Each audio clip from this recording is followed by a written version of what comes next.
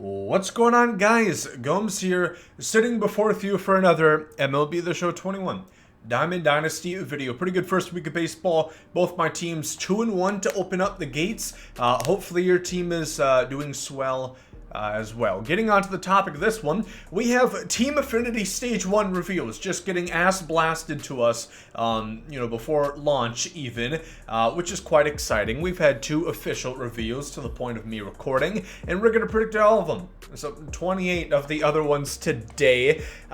So let me know in the comments section what predictions you guys have for your team for Team Affinity Stage 1. Again, this stuff is going to be right alongside launch on 4/16 for MLB The Show 21 Diamond Dynasty. Leave a like down below. Subscribe to the channel. I'd be very appreciated. Why have it? Just go ahead and do it. Hopefully we can get 50K by MLB 20 by 4/16. So the first thing of note, these are going to be of the 42 card series that we saw already, the 5 of them being Willie Mays, King Griffey Jr., Mariano Rivera, Bob Gibson, Jackie Robinson, of course commemorating Jackie Robinson. Those are going to be 5 of the 10 pre-order cards for the special edition, and Team Affinity 1 is also going to be the 42 card series. To this point, everybody is either of Black heritage or Hispanic heritage, so I think it only makes sense to assume that is going to be consistent going forward, that we're going to see similar results for all the Team Affinity. Baltimore Orioles, we already saw Anthony Slam-Tander is going to be their representative here. We don't see a diamond shield. It is going to be a diamond, of course, but again, if you look back to those pre-order 5 that we've seen so far, they don't have overalls on them. Speaking of, again, past experiences with the Team Affinity cards, I would imagine anywhere between 85, no higher than 89. That was the highest in Stage 1 Team Affinity last year. I don't think they're all going to be 85 overalls, but that is going to play into effect, as you'll see. So starting off with the 0-3 Boston Red Sox. Very good Boston accent, very accurate. We have Xander Bogaerts here, who is going to be my pick. Xander is, of course, not good defensively. He made a good play the other day, and he followed it up with an error. So, I don't know. Xander, I think he's a bit better than 54, but he's not going to have that great a defense is what I mean. Speaking off this card, would not be bad to see at the beginning of the year. Very one-sided. He is usable against right-handers. Typically, they like to take a medley of the last 3 years, just kind of an upgraded live series card. Typically don't change the speed much on these Team Affinity Stage 1 cards, speaking again from last year. Xander Bogaerts is going to be my pick, and I'm going to say this one. Read my lips. I do not think they are going to repeat Stage 1 cards from last year. So don't say, well, Gomes, you don't think it's going to be Rafael Devers? You don't think Josh Bell is going to get the Nationals one? I would be fucking flabbergasted if they repeated those. So I'm not going to have repeats on any one of these teams. Pick for the Yankees here. Remember this. Last year, there was no live series diamonds that also had Stage 1 Team Affinity diamonds. It's redundant at that point. If you're going to have an 88 overall live series, why have a 87 overall, 86 overall Team Affinity card? So for the Yankees, 2 picks here just to kind of pad my stats on if I, pick these correctly. We have the league leader in strikeouts, Aaron Hicks. Always a fan favorite when it comes to Battle Royale. Has a great swing on him, switch hitting bat. Good defender, of course. Aaron Hicks just good all the way around. My other pick, I hope, is going to be Gary Sanchez. He was on pace for 162 home runs. Now still over 100. He didn't hit one in the rubber match. But Gary Sanchez, don't let that contact deceive you. He is still usable. Especially at the beginning of the year, playing on All-Star difficulty, Gary Sanchez would essentially be the Joey Gallo pick of last year. Fan favorite, high power, low contact. Wasn't a huge fan of Joey Gallo last year just because how they changed the gameplay, but I think Gary Sanchez does have a strong shot at getting the TA1. Homer pick here, Randy Arozarena. He's going to be my suggestion. Yes. Please, for the love of God, do not pick Chris Archer. I had to sit through his 2-inning, 4 earned outing the other day. I am not thrilled he's back on the team. It's cool, I guess, but for the love of God, please do not make him our Team Affinity Stage 1. I'm so sick of those low overall Chris Archer cards. Rosaran is my pick. I don't think he's going to start off as a Live Series Diamond. I'm not even sure if he's going to start off as a Gold, just because I think he was a Bronze or a Silver beforehand. Moving on to the Blue Jays, my pick here is going to be Teoscar Hernandez. I don't think he's going to start out at an 84 overall. Again, they were pretty liberal when it came to overall upgrades last year, just because of a small sample size. Great year for Teoscar. I just don't think he's going to start out that hot. Not great defensively, but a really good bat. Liked his, would have been Player of the Month card that he got. And Lourdes Gurriel Jr. would be another pick of mine. You know, just the jack of all trades, the Swiss Army knife of, I don't know, bad haircuts. You know, Gomes want to talk, huh? Getting it tomorrow for your FYI. But Lourdes Gurriel Jr., always cards, play pretty well, pretty good at everything. You know, again, the jack of all trades, the master of none. White Sox, pretty interesting team here.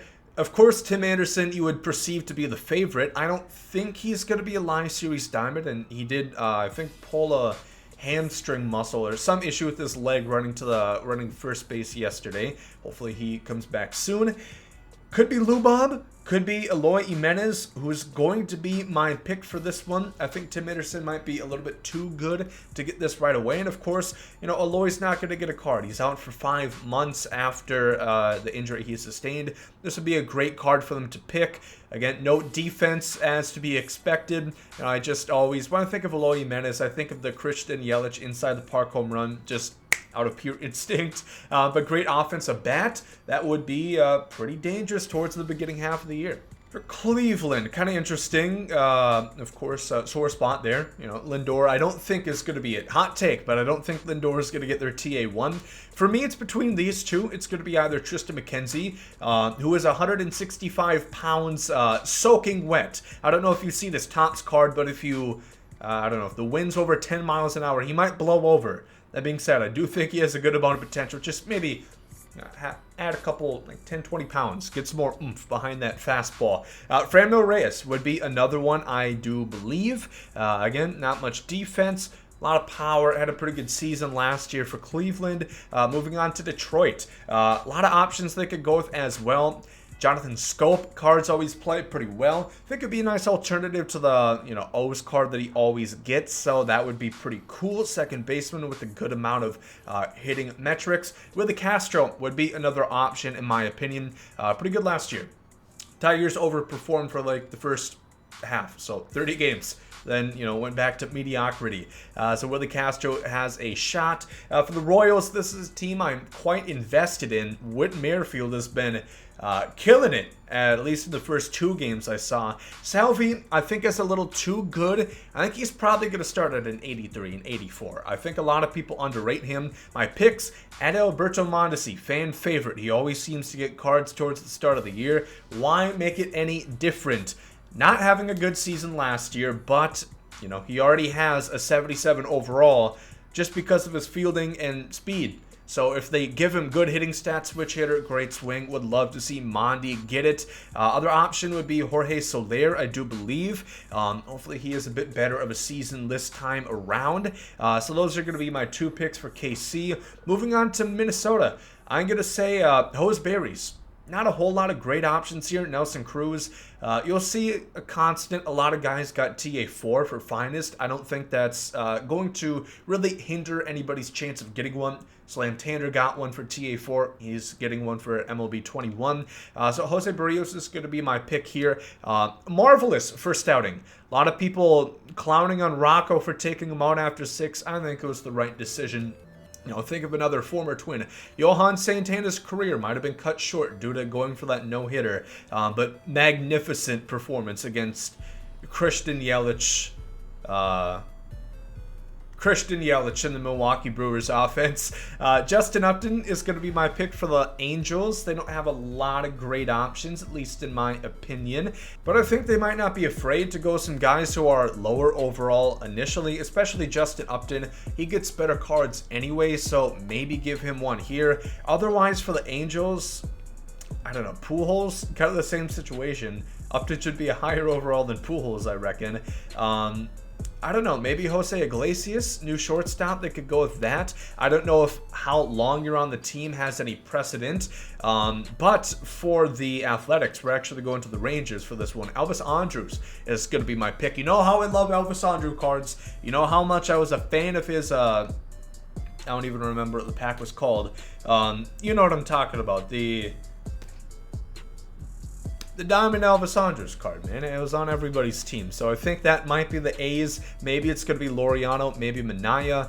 Kyle Lewis for the Mariners is going to be my pick. Going to be out for a little bit to start the season. I think he would, perfectly fit in this collection. And, cool swing. I did like his Player of the Month card last year as well. A lot of these teams, you'll notice, kind of hard to find those candidates that are going to be eligible. Presumably, like I said, with Black and Hispanic players representing for the 42 collection. For the Rangers, I'm going to go with either Danny Santana, switch hitter. I liked his finest card from 19, and maybe Willie Calhoun has a shot as well. Those are going to be my two options, I'm going to say, for the Rangers. The Astros have plentiful. A lot of guys who people don't have favorable opinions towards, though. However, I think Michael Brantley is pretty free of that criticism, and he's had a hot start to the season. Big fan of Brantley, as you're aware. He gets 90 cards each and every season, and they're typically quite well. They play to a niche, not too much power, not too much speed, not too much defense, but just slaps. Nice slap hitter there. Braves, will be brutally honest, I have no idea who this would be.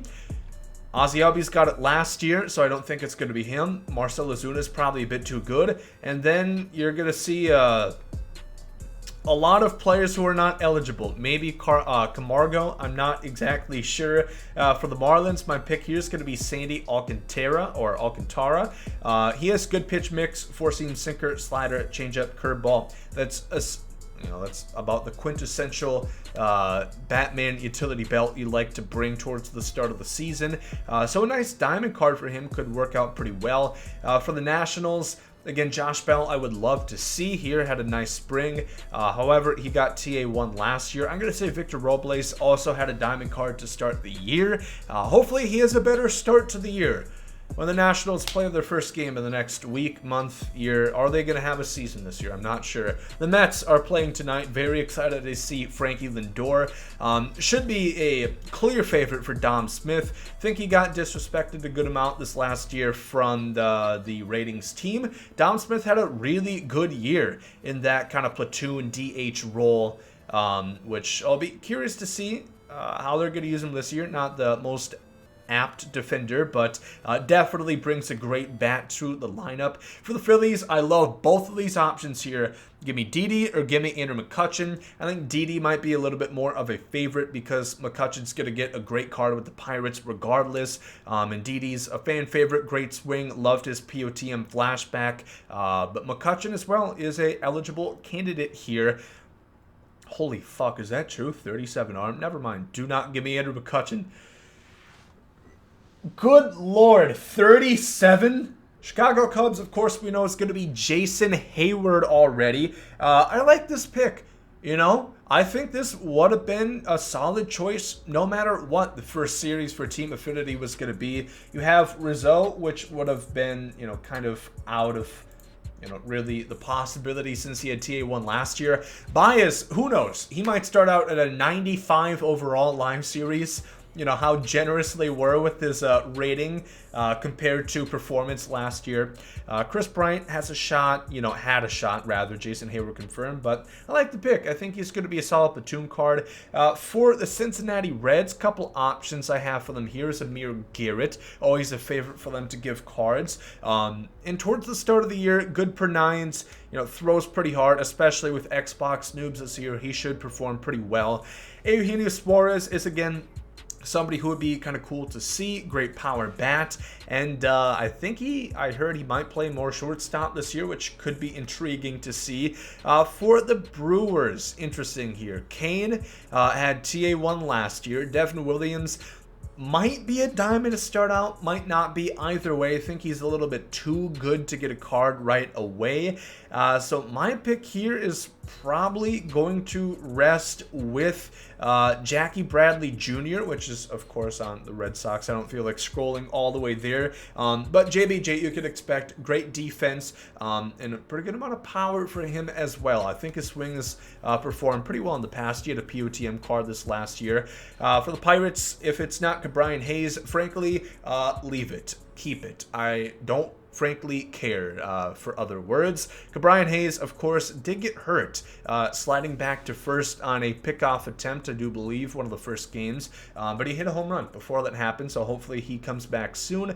For the Cardinals, of course, you'd think it's going to be Jack Flaherty. I don't think he's going to be a live series diamond, but he might be a little bit too good again.